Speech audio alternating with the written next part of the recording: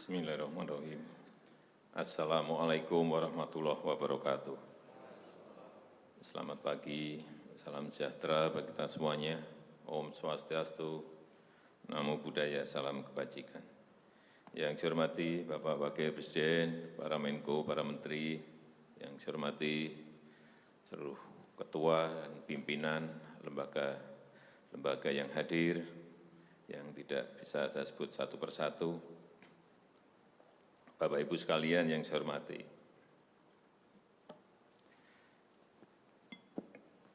suasana dalam 3 bulan ke belakang ini dan ke depan, mestinya yang ada adalah suasana krisis. Kita juga mestinya juga semuanya yang hadir di sini sebagai pimpinan, sebagai penanggung jawab, kita yang berada di sini ini bertanggung jawab kepada 260 juta penduduk Indonesia. Ini tolong digarisbawahi. Dan perasaan itu tolong sama, kita sama. Ada sense of crisis yang sama. Hati-hati, OECD terakhir sehari 2 hari yang lalu menyampaikan bahwa growth, pertumbuhan ekonomi dunia terkontraksi 6, bisa sampai ke 7,6%, 6 sampai 7,6% minusnya. Bank Dunia menyampaikan bisa minus 5%. Perasaan ini harus sama. Kita harus ngerti ini. Jangan biasa-biasa saja. Jangan linier. Jangan menganggap ini norma. Bahaya sekali kita. Saya melihat masih banyak kita yang menganggap ini normal. Nah, kalau saya lihat Bapak, Ibu, dan saudara-saudara masih ada yang melihat ini sebagai sebuah masih normal, berbahaya sekali. Kerja masih biasa-biasa saja. Ini kerjanya memang harus ekstra luar biasa, extraordinary. Perasaan ini tolong sama.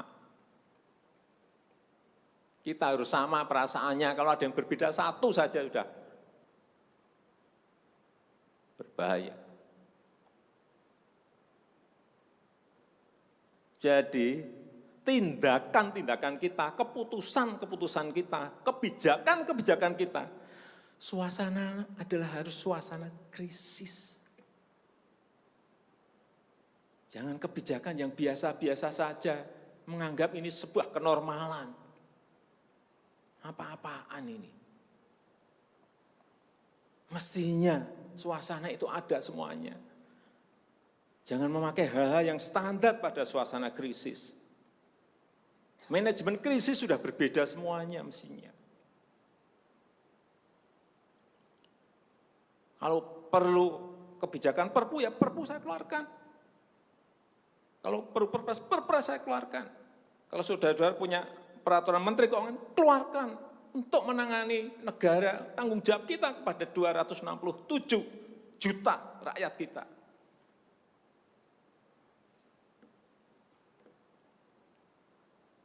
Saya lihat masih banyak kita ini yang seperti biasa-biasa saja. Saya jengkelnya di situ. Ini apa enggak punya perasaan? Suasana krisis.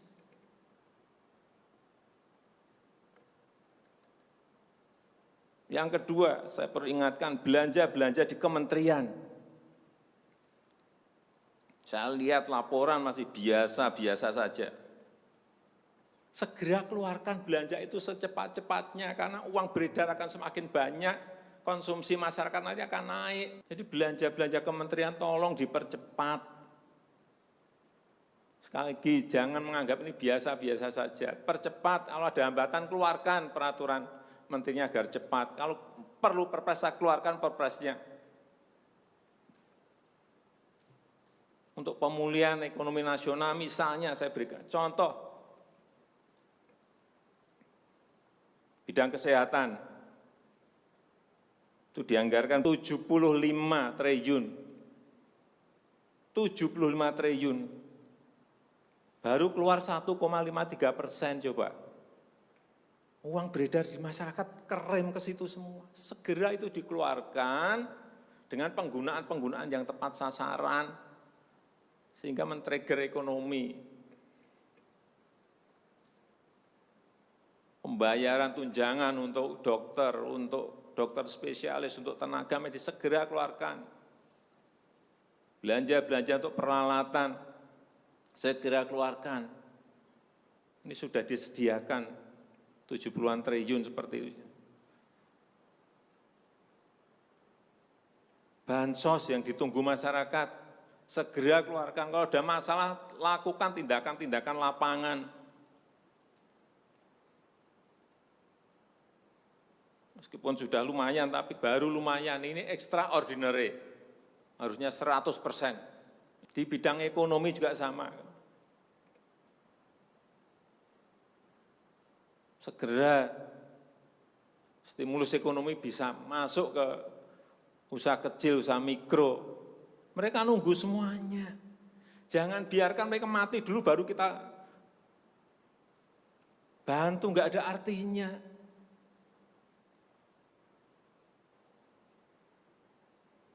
Berbahaya sekali kalau perasaan kita seperti nggak ada apa-apa, berbahaya sekali. Usaha mikro, usaha kecil, usaha menengah, usaha gede, perbankan, semuanya yang berkaitan dengan ekonomi manufaktur, industri, terutama yang padat karya, beri prioritas pada mereka supaya enggak ada PHK. Jangan sudah PHK gede-gedean, duit rupiah pun belum masuk ke stimulus ekonomi kita. Hanya gara-gara urusan peraturan. Ini extraordinary. Saya harus ngomong apa adanya, enggak ada progres. Yang signifikan enggak ada.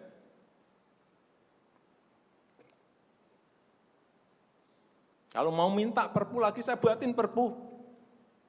Kalau saudara belum cukup, asal untuk rakyat, asal untuk negara. Saya pertaruhkan reputasi politik saya.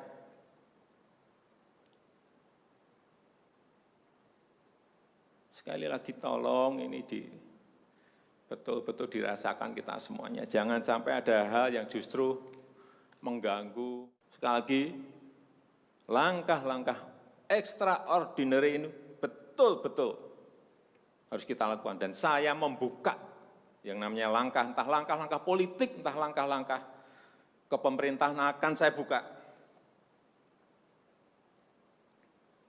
Langkah apapun yang extraordinary akan saya lakukan. Untuk 267 juta rakyat kita, untuk negara. Bisa aja membubarkan lembaga, bisa aja reshuffle, udah kepikiran kemana-mana saya. Entah buat perpu yang lebih penting lagi, kalau memang diperlukan, karena memang suasana ini harus ada.